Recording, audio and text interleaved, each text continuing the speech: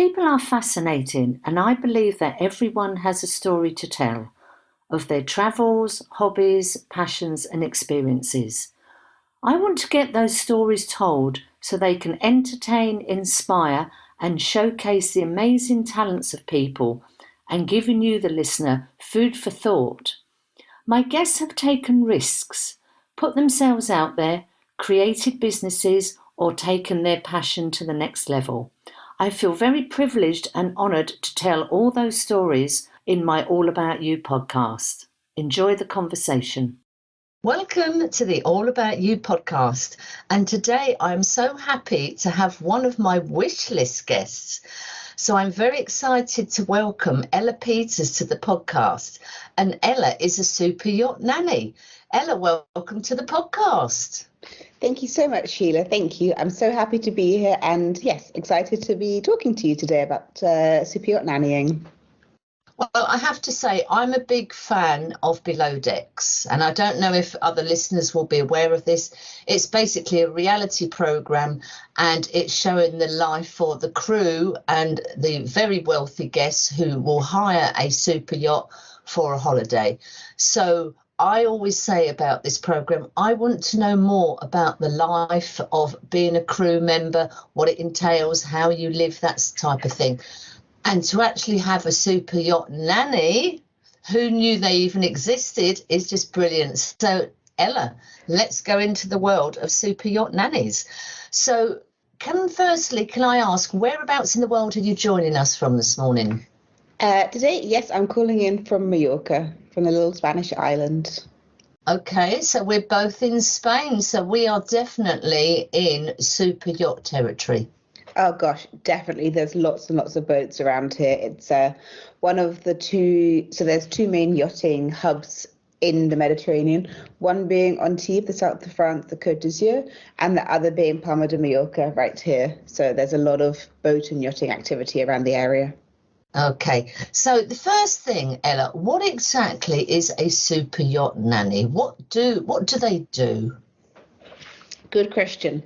I get asked this a lot. So what do I do as a super yacht nanny? So most of the yacht nanny roles are freelance roles. And so I fly to the family's residence and then we fly privately to the yacht. And then I'm with them for the duration of their time on board. So normally that's between 1 to 2 weeks. And then I'm responsible for everything child related. Besides cooking, that's for the chefs, and housekeeping. Of course, I look after the kids' toys and everything, but there's also housekeeping stewardesses on board, which are a wonderful help. So what do? I get them ready. I do morning routines, make sure they're eating their breakfast, putting sun cream on. I take them jet skiing. I take them to all sorts of things, entertaining them, because when you come on board a yacht, everybody has their job on board. It's not that suddenly you've got stewardesses who are available, as much as some of them would love to be doing childcare. They've got already a lot of work, really a lot of work. It makes everything run smoother, and then the children have my undivided attention. And obviously a yacht is a pretty dangerous situation. There's water all around, there's a lot of different things happening, and safety is of course paramount. So yeah, I take care of their safety and make sure they have a good holiday. Ella, we are talking here about a very probably small percentage of the population who take a super yacht holiday and therefore require the service of a super yacht nanny. Presumably these families will probably have their own nanny at their main residence. So is it normal then for that nanny not to travel with the family, but they actually get somebody, I guess, far more specialised in that yachting environment? As you say, safety is paramount for everybody, but for children that takes it to a whole new level. So it's pretty typical not to take their own nanny, but to employ a super yacht professional nanny. So definitely not all families hire a super yacht nanny. Some do travel with their own nannies, especially when the children are younger. So if they still have a maternity nurse, almost always the maternity nurse will go with the family. But a lot of families see it as a really good opportunity for their nanny, their full-time nanny or their team of nannies, often the case, to be taking their annual leave. then it kind of fits really well because often that's a 2-week period and the trip's often 2 weeks as well. So it marries up really well. Or maybe the nannies have visa restrictions, or maybe they're not confident around the water. There's a whole host of reasons. Being a super nanny in the residence and then being a nanny on a yacht, it's completely different. Completely. Like when you're at their residence, when you're in their homes, you know, there's more, they need to be up in time for school, or for if they have a governess, they need to be ready for that at a specific time. And it's not that everything in life is fun. You know, you have to do your homework, you have to do the not so glamorous parts of life still. Whereas when you're on the yacht, you know, the toughest part of the day might be having to eat an ice cream. So, Ella, can we go back in time then? So how did you get into the world of nannying and then obviously get into the world of the super yacht nanny? Yeah, good question. I always did childcare work growing up at home, like through school, through college, etc. Everyone else worked at the pub, and I always had done childcare things. And then once I finished at sixth form college, I joined the yachting industry as I'd grown up sailing and like had such a love for the sea. And then I worked as a stewardess for a few years, and it was so clear from this time on board as a stewardess. I loved it. I loved the team atmosphere. I loved, you know, being on board. I love it all.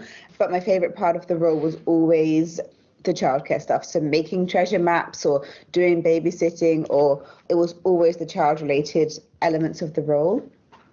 So I then left yachting and I left my job as a stewardess. It was the end of the season, and I went to university in the Netherlands. And so then from there, I had this really, really unique situation where I was offered a yacht nanny job for a really high profile family. Yeah, so that fitted really well with my university holidays, because very, very few families charter a yacht like in term time. Then it really matched up well because the uni holidays match the school holidays, and there's so few nannies that are interested in the freelance roles. Most people want a steady job where they work the whole year round, or at least a 6-month contract, or at least a few months contract, whereas I only wanted the really short-term ones. And the thing about being in this kind of industry, your references are so powerful. You obviously need to have a good CV, and you need to be interviewing well and all of this, but to have strong references is absolutely vital. And then when you have like references from some of the families I've worked for, people also want to have nannies that have worked with these really high profile families. So yes, it just kind of went from there. And then I have had quite a few lots of repeat clients, which is so lovely to keep on working for the family, because then you know them and you know what works and you know where their boundaries are. Like on a private jet, can they be eating chicken nuggets for lunch, or do they need to eat a quinoa salad? You know, if you just arrive at their house 2 hours before the flight, you don't really know too much, so you're kind of flying blind, so to say. So when you do repeat bookings, you know how things go, you know what the children are interested in and all of that. So it's so lovely to do the repeat bookings. But the problem with them is, unfortunately, kids grow up, and then at one point they no longer need a nanny, and it's just heartbreaking because you've like built this lovely relationship with these families, and then they just don't need you anymore because the kids are too big. And I guess as well, when you're working with repeat families, you are growing up, the children are growing up, and you're sort of all in this together. I mean, that must be quite a special relationship. Totally is. And then they're often interested in my life as well. And obviously it's not that we suddenly become friends, because it's very much a professional relationship, but you know, it's a really lovely, friendly position where I always look forward to working for. You also know what you're getting in for. You know, okay, cool, this is really 24-hour care. They're going to be up 5 times in the night. This is absolutely going to knock my socks off, but they're great people and I like them. So, you know, we can do it. Or if they're really complicated and crazy, then maybe it's just not the right fit. So we know where we stand. I mean, this may be sort of quite a strange question, Ella, here, but when you're on the boat, I have visions of, you know, the parents lying there with their gin and tonic, knowing their child is totally taken care of. They don't literally have to lift a finger. Is that the scenario, or do you get involved with the parents? Do the parents get involved with the child on board, or do they sort of hand over their charge and go, right, that's it, pour the gin and tonic? It's not a weird question. It's a great question, because some people are like, well, I'm on holiday. I'm on holiday also from my kids. They can be around, but I don't really need to see them. I just need to know they're having a good time and that they're safe. And then the parents kind of do their holiday, and then the kids kind of do their holiday simultaneously all together, but they're on kind of different wavelengths. But then you also get the families which are really, really keen for the core family time and doing things all together and playing board games with some crisps before dinner. And it's also equally lovely. You know, everything has its pros and cons. You get some families that want to know exactly where you are and what you're doing at every moment. And that's fine. I'm obviously more than happy to be sharing that kind of information. And then you've got families that are like, only call me if there's seriously an emergency. So it's so much about reading the room and also being a fly on the wall, like knowing when you need to blend in with the curtains and just be around but not really there. But then other times you need to be really present and engaged and active in the situation. And this is an interesting skill anywhere to be able to be good at. But on board, it's extra hard because kids can run really quite quickly. So they can disappear if you're not paying attention. Because the doors are like fire doors, they're really heavy, or they're on electric sliders. You can't have a kid trapped in a room because they can't get out, or they don't want to have your child stuck somewhere. So to be like there but not really in the situation, but sometimes you really are there. Yeah, so much about reading the room and playing it to see how it goes. I love that expression, reading the room, because being on board a super yacht, of which clearly I haven't yet, but I just imagine the amount of problems there could be. You've got drinks coming, you've got food coming, just on deck. I mean, all the different sort of obstacles. You must need eyes in the front, the back, the side, the up, the down of your head. Be full on for you, just keeping the kids alive, I should imagine. That's the thing, it's really full on, and that's why I like the freelance jobs, because you do the really intense work and then you have a few days to rest between the next position, and then it all kind of works out like that. And also from like working in yachting as a stewardess, they're really, really long days on your feet as well. So I've done it for a long time now. Like, I know what I'm getting myself into, and I know I'm confident in being able to do it. And also, if you're swimming, there's always a member of the deck crew that's watching, so you're always safe in that regard. If you're in the interior, there's always stewardesses around who are able to help, and it's about being a team with the crew. As a yacht nanny, you're in a bit of a funky position in that you aren't crew because you don't work there all the time, but you're also not a guest. So sometimes I have a guest cabin to myself. Sometimes I share a cabin with children. Sometimes I have a crew cabin to myself. Sometimes I share with another crew member. And to be in this kind of, for them to understand, okay, cool, like Ella's part of the team, like she wants to make it work and to make it easier for everyone. Because also being the nanny, you're there in really intimate, private parts of the family's life. So like I always feel like bedtime for the children is really, an intimate moment for the family. They're in bed, like the parents resting on the bed with the kids, and they're reading a story together, and it's really special bonding time. And you're also somehow there, like tidying up after bath time or whatever. Yes, in those kind of situations, obviously as a nanny, you overhear a lot of confidential conversations. So it's knowing what to share with crew, because obviously it matters about the guest's private life and none of their business. But in other regards, it's like, just to let the chief stewardess know that, okay, it sounds like they might be wanting to go ashore for drinks once the kids are gone to bed. So then she can let the appropriate people in the deck department know, okay, cool, we're going to need the tender set up ready for guests to go ashore. Maybe it's not going to happen, but also they've got a heads up from me that this might happen, and like being able to relay that information, not everything, because you can kind of get the feeling of what is going to happen and what's not going to happen, because often these kind of clients like to change their mind a few times. It's so useful and it's so appreciated.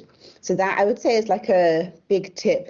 If there's any nannies listening to this that are looking to get into the yachting industry, one, give me a shout because I'd love to connect. And two, yes, like read the room and see what you can share information wise, because it's so useful to everyone. I mean, I think for you, you're in a unique position. You've worked your way up as a crew member, working as a stewardess on board. So you know exactly what that's all about. However, you are in the position of you are working for the family. As you say, you are looking after their most treasured possession. Never mind the diamonds and the gowns, you're looking after their children. So you are in a bit in this sort of twilight zone, as you say. So you said that occasionally you'll have a guest cabin, sometimes you have a cabin with the children or share with the crew. What about meal times, Ella? How does that work with the children? Play it by ear. Sometimes I eat like chicken nuggets and chips with the kids at the same time as them, and it's just, you know, quickly eat something because they need help eating, or they're like really small, so you need to feed them, or it's just all a bit mayhem and there's been no other real chance to catch a snack through the day, so you just quickly eat something. Sometimes I eat a different meal that the chef's prepared. I mean, the chef's prepared everything once the kids have gone to bed. Sometimes I eat with the entire family. Sometimes I eat by myself, at the same time as the kids, but a different meal. So really, whatever. I'm a flexible person, so you know, it's just fitting it all together. Ella, we've talked and we've lifted the curtain a bit about life on board for super yacht nannies. Now, you have created your own business, particularly to help other nannies wanting to break into the super yacht world, or thinking about a career, or if they're actually working on board and they fancy, okay, I'm a stewardess now, I want to progress. Can we talk about you starting your business, what it covers, your experience with helping potential other yacht nannies? Absolutely. So basically, I started the company because there's this really weird gap. It's a bit complicated to explain, but I'll give it a whirl. So yachts know, like interior crew know how to run a great charter, but if they haven't had the child experience, they don't know what to do so much with the kids. Nannies don't understand yachts. Crew agents don't understand nannies. Land-based agencies don't understand yachts. And I'm sitting here in the middle, understanding it all. I've done it for a long time, and I really understand every perspective and the kind of the challenges that they're all having. And it's, you know, why not share this knowledge that is really useful? And there's so many simple things as well with it that would just make everything run smoother. You know, if you're a nanny and you're also excited to come aboard, you're like, oh my gosh, like let's go on the water trampoline, or let's get the slide out, or let's go jet skiing. The deck crew will absolutely not be happy with you for doing this, because that means they've got a crazy amount of work, because you've got quite a lot of authority on board in these kind of situations, because obviously the kids need to be happy and you're also in charge of that. So then they're all scrambling around to do all of that. And yes, like these kind of little hack tricks I share a lot of on my Instagram, which is Super Yacht Nanny. And so what do I do at Super Yacht Nanny? I do coaching for nannies who have ultra high net worth nanny experience that are looking to transition into the yachting world. And also with that, I do CV support, because in yachting, there's absolutely a set way your CV needs to be. You can argue with it and you can discuss about it, but in the end, the people who get the jobs are the ones with the CVs set out as the industry likes. So I do coaching. I also do consulting to interior crews who are not so sure about how to run the best family charter. I do provisioning of toys, games, activities, and like children's supplies. And I always have to preface this with, I don't source jet skis.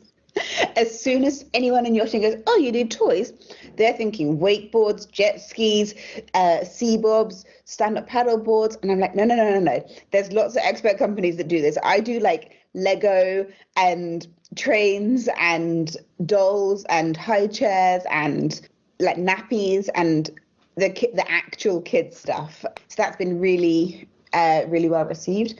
And then in Mallorca, for like the smaller boats, I do, with a partner company, we do toy rental. So if you've just got a short trip and you just need some stuff, we do toy rental, which is also fun. What else do I do? Basically, if you have a family charter or you're looking to be a yacht nanny on board, there's definitely a way I can help you. Oh, that's the other thing I do, recruitment support. So I'm not a recruiter, but I work with some really lovely agencies. Always feel free to send me your CV. And yeah. Ella, what would come first? Would it generally be somebody who's working on board, and we've got to say stewardess and steward now, because I guess there are male nannies? Yes. So would they transition to becoming a nanny on board, or is it land-based nannies fancy being a nanny but on board a yacht? Is there a sort of a split, 60-40 split, or? I actually don't know what I'd say. No, I'd say more 70-30. I would say 70% nannies going into yachting, because the yachting you can learn easier as long as you don't get seasick. Heavens, to be the nannying side of it, you're either kind of natural with kids and you get it and you're good at it, or you don't and you're just not really interested in it. There are some, I was also more the stewardessing kind of side and came into it, but I already had a lot of experience before. And so that does happen, definitely. But the stewardesses, then they often want longer term positions. And there are nanny stew jobs, like nanny stewardess combined roles, but they're really tough most of the time because, for example, at breakfast time, are you turning down the cabins and, making the beds and sorting out the interior? Or are you sitting at the breakfast table with the kids playing I Spy and eating grapes together? You can't be in two places at once. And often these are on the smaller boats, and it does work. And there are some really lovely combined roles, but also it can be really intense and just spreading yourself too thinly, which can be dangerous. I mean, I guess as well, Ella, you often are going to have more than one child to look after. Yes, it works fine. It always works fine. Everything always works fine. But when there is a bigger age gap, so I'd say like more than 4 or 5 years, that's when it gets really tricky. Because say if you've got a 2-year-old and a 7-year-old, they've got such different needs and such different interests that, they move at different speeds. One can't swim. One's a pretty confident swimmer. One wants to play rummy cub with you and one wants to stack boxes. And so that gets really tricky. And then when you've got 3, that also 3, I don't do more than 3 on board because, if it's like me and another nanny, then we can, of course, make a plan. But otherwise, it gets really complicated and dangerous because you only can be in one place at once. And also there's, if the crew are busy, they're busy with important jobs they have to be doing, not playing a game. Guest happiness is also really important. So basically, it gets quite complicated, but there's always a way to sort it out. Let's talk about sort of nannies who are listening to this podcast, or maybe people are thinking about, I quite fancy sort of working on a yacht. What are some of the things people can do if they're still quite young? I mean, I guess first aid is a biggie. And then presumably any experience working with children. What sort of things can they get going? Because I should imagine it's an incredibly competitive world. Let's say we've got a girl or a boy, say 14, 15. Interesting question. And it's a really funny one because yacht nanny, because it's so specialised, it's just not really a junior position. So the kind of things I'd recommend would be like, yes, absolutely babysitting. You also need to have your DBS police background check sorted. If you want to go for more directly into yachting and then after transition into the yacht nanny world, it's a nice route to take. And then you'd obviously need to have your yachting qualifications, which is a STCW, and which is like basic firefighting, first aid, all these kind of things. And then an ENG1, which is like a seafarer's medical. And then there's interior courses, but then there's courses like Shore to Sea by Madison J, which is a really good course on getting into yachting. And there's so many resources online. There is like fantastic Facebook groups, there's podcasts, there is so much you can learn and be prepped into doing. There is really so much you could do to get ready. And then if you want to go more just the nannying direction, yes, there's like, I'm not saying go to Norland and become a Norland nanny, but I like Norland nannies, but that's not the only route to take to getting into high profile nannying. There's junior nanny positions where you work in a team of nannies under like a lot more senior nannies. And there you can really learn so much with like a variety of age groups and in, how to handle these high profile situations, because you find yourself in some really interesting situations. And yeah, you need to know what you're going to do. Can we talk briefly, Ella, about sort of the pay structure for a nanny? Let's imagine that a nanny has been a stewardess on board or a steward on board for quite some time, has progressed through and is now a super yacht nanny. What sort of pay can they expect? I mean, it's not a 9 to 5 job. It's not working a 50 or 48 week a year job. So roughly, do they get paid per charter or per day? Most nannies will work on a day rate, but that's like a 24-hour care day rate normally. So, 24-hour rate per 24 hours. And that's normally in the ballpark between 200 to 350 pounds a day. When it's over a month, they'll normally then offer a monthly salary. So a junior stewardess position is around the €2,500 mark, 25 to 28. And then the nannying side of things, it depends so much on what's involved in the role. Is there driving? Is there cooking? Is there housekeeping? Is there laundry? What's actually included. So you're looking at kind of 3,400. And then obviously, there is some very well paid nannies because they're exceptionally great at their job and they're paid a lot of money, as they should be. If they are going away with the family for 10 days, they are working for 10 days. There's no, next Wednesday I've got a day off and the family are looking after the kids. There's probably none of that, is there? No. Sometimes they're like, oh, cool, we're going to hit the kids ashore for a coffee. You can relax. But you don't know when they're coming back. So maybe you're going to have 25-minute relax, but you're not actually going to relax. You're going to organize the next activities or finish tidying up with some other stuff or help crew with some vacuuming or whatever. It's full on. There's no doubt that it's really full on, but it's so much fun. You're in beautiful places and it is a really rewarding position because you're making them those special memories that they're going to cherish forever. And to be a part of that is such an opportunity. And yeah, I never let go of that. Let's imagine, you've been full on from the time the kids are getting up in the morning. You've got them in the bed, the kids are asleep. What do you do? Is this time for you? Obviously, you're probably going to pick up after them, the toys, get the clothes organised. What would you do in the evening? Would you get any downtime to yourself, or would the family say, "Oh, come and have a gin and tonic with us"?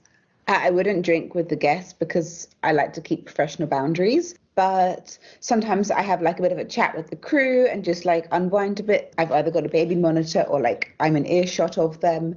Yeah, watch a little bit of telly, shower, repack the bags for the next day. There's so much. It's one of those worlds that when you're not in it, it's really hard to comprehend how many small things that need to be perfect. Like, do you know where all the water bottles are with the lids, with the straws, that they're in the right sink, in the right deck for refilling in the morning? No one's moved them. And there's just so many little details that all need to be perfect. So yeah, very much keeps me on my toes. One question I haven't asked you is, what is the average age of a yacht nanny? There are some like over 40-year-olds, but most of the time, I'd say 25 to 35, because it is actually really physically demanding. As much as I hate to say it, there is an image associated with it, Oh, this is an interesting question. Uniform. Do I wear a crew uniform? Do I wear my own clothes? What situation? So this varies on boat to boat. Sometimes I do wear crew uniform and then I wear something else if I go ashore. Sometimes I always wear crew uniform. Sometimes I wear my own clothes. I like to wear my own clothes and then I like to kind of adjust my wardrobe to the client. So sometimes I've, got some quite bold, exciting fashion kind of families and it's all beautiful clothes and it's exciting and it's colourful and it's playful fashion. And then I normally wear like a shirt and linen shorts. But then, my clothes are also a little bit more bright and with flowers and bolder colours. And then I've also got clients that are a lot more conservative. So then I'll wear like a Ralph Lauren shirt and it's still professional, it's still smart and everything. But I never wear skirts and dresses because you bend down so much or you end up crawling around with a child that you also need to be respectful. And then in terms of swimwear, that's an interesting one. Some nannies wear like board shorts and a rash vest over their swimwear. I typically don't. I just wear like a black one-piece, well covered up, but nice looking swimming costume. Obviously no bikinis because I don't want my top to fly off when I'm playing Ministry of Silly Jumps. So it's like that's really something to play case by case again. Basically, the whole situation is, being able to read the clients and their needs. And then, something that I think people would be interested in, like what I've struggled with as a yacht nanny, because, people always like to hear about that. And at the start, I would say I wasn't amazing at being a fly on the wall, because obviously you're so safety conscious and you want everything to be okay and to be there because you're there for a reason. So you want to really be working. But actually now I really understand, when to step back and not be so prominent, and when to be very much there, when you actually need to speak up and say, look, this is actually really not the best idea. It's experience. Every boat is different. Every family is different. Every family's requirements are different. You just got to, I guess, make it up as you go along, but using the experience from all the other charters you've done.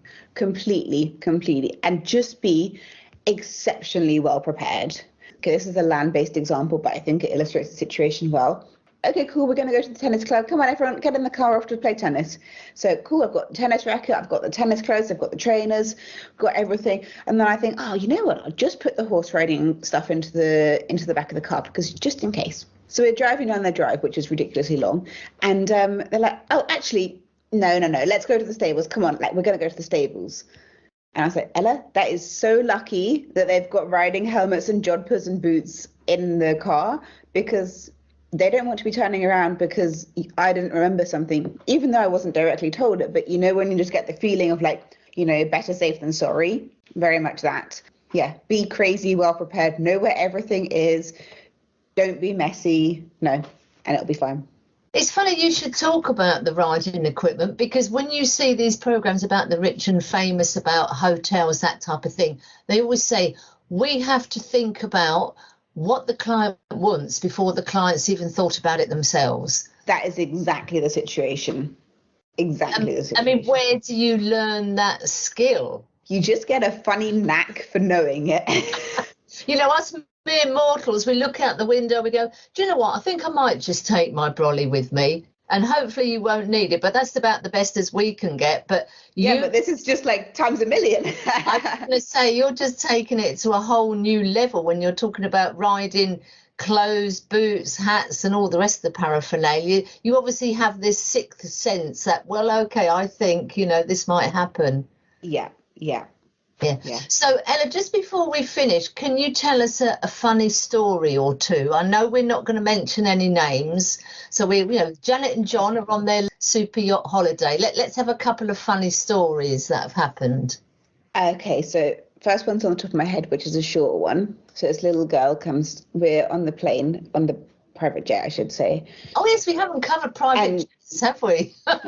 They're a funny kettle of fish, let me tell you. Let's tell us something about the world of private jets. Okay, let me tell you this story to kick this part off.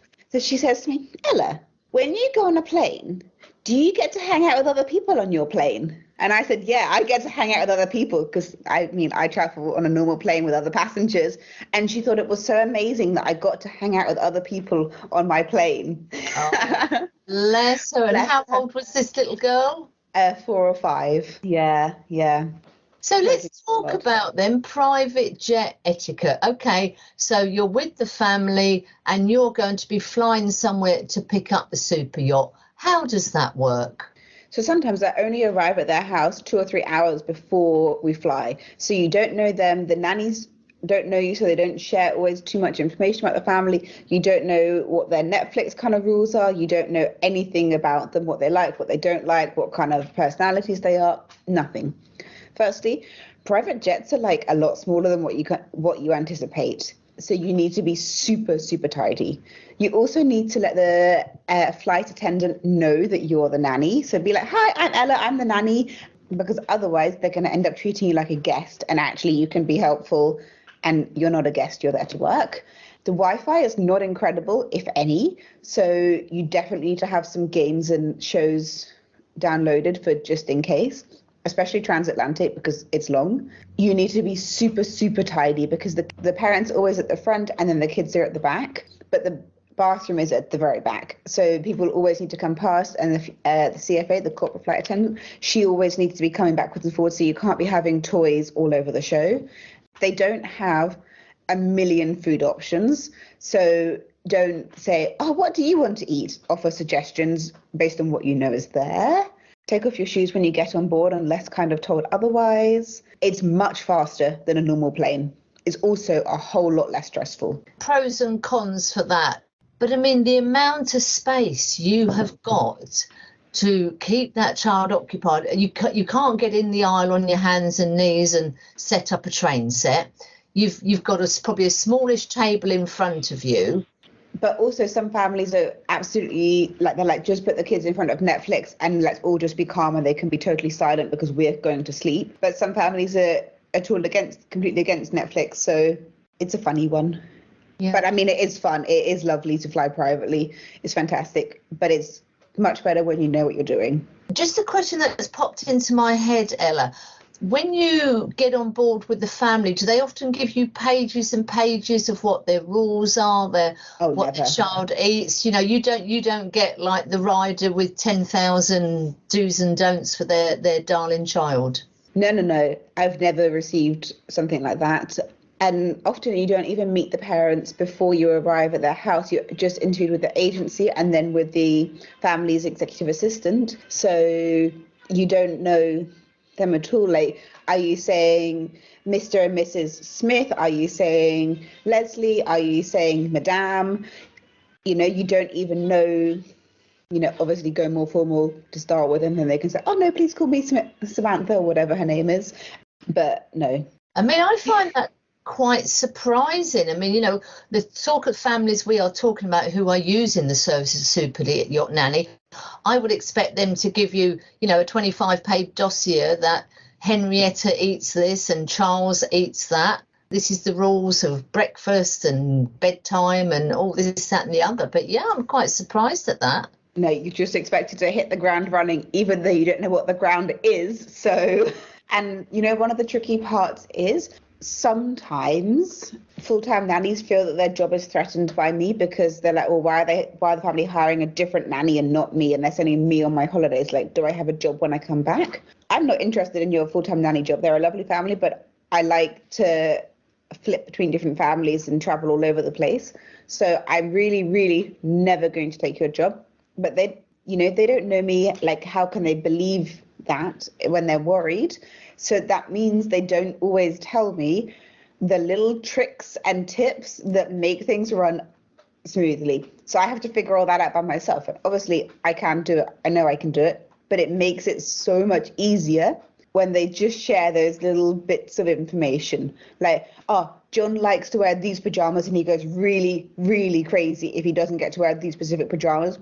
Or like, this is Mary's favorite blanket. You absolutely need to have it in everywhere you go. And if you don't know that, how can you know to take one specific blanket? Because you can't take 5 suitcases for an ice cream. Wow. It's a different world. You can understand from one side that the residential nanny's like, hold on a second, I've got my 2 weeks in Benidorm, but they're going off to the Seychelles for a month on a luxury yacht. You can understand why she's not going to tell you about the pajamas and the blanket. So yeah, and I guess, you know, being on the other side of a stewardess and everything, you know, these tantrums that are going to erupt if he hasn't got his pajamas. So yeah, it's all getting. Or like if it's a specific blanket that cannot be washed because it's got a specific smell, and lots of kids they like things with specific detergents. Strange how much they get crazy about it, but anyway. So then the stewardess is like, oh, you know, we're just being helpful and we just washed it, so it's all nice and fresh and clean. And you're like, no. Oh God, you know, you've got 24 hours worth of tears and trauma ahead. Ella, it's been absolutely fascinating. I mean, we've lifted the lid on the job. We've talked about some of the families. We've talked about some of the pitfalls. Being on board any boat with children is just, oh my God, it's just so much that could go horribly wrong. It's terrifying. Yes. It's exciting. So what are your plans for the future? Have you got any trips planned for you with summer coming up? So at the minute, I'm just focusing on the business side of things and doing coaching. So if anybody does need any coaching or anything I can help anyone with, please do get in touch. I'd love to be able to help you. I'm at www.superyachtnanny.co and Super Yacht Nanny on Instagram. But other than that, I don't have anything booked as of yet. If you're looking for a job and these kind of things, it's a really funny time of the year. Don't get stressed yet that you haven't got a job, because all the full-time crew are basically now placed, and now everyone's going to start going, oh, we need to get a nanny. And then there's going to be, as there always is, like a 2 or 3 week flurry of jobs, and you'll be okay. It is still very competitive and it is still a very specific niche, but it's going to be okay. I think it sounds absolutely fascinating. And I think maybe if you're thinking about getting into the world, talk to you about becoming crew member, what that entails, with the future plan of becoming a super yacht nanny. Be in the industry, because so many of the good jobs come through word of mouth and you don't hear about them if you're not connected. Yeah, just get yourself into that world. Get in touch with Ella and she'll have a chat with you. Ella, thank you so much. It's been absolutely fascinating. I really enjoyed it. I love going behind the curtain. No, it's so interesting to share, and yeah, I really hope your listeners enjoy listening. Thank you so much, Sheila. Thank you so much, Ella. I hope you enjoyed the conversation. Please subscribe on whatever platform you are using. It is free, and if you would like to tell your story, please contact me on allaboutyoupodcast@yahoo.com and let's tell your story.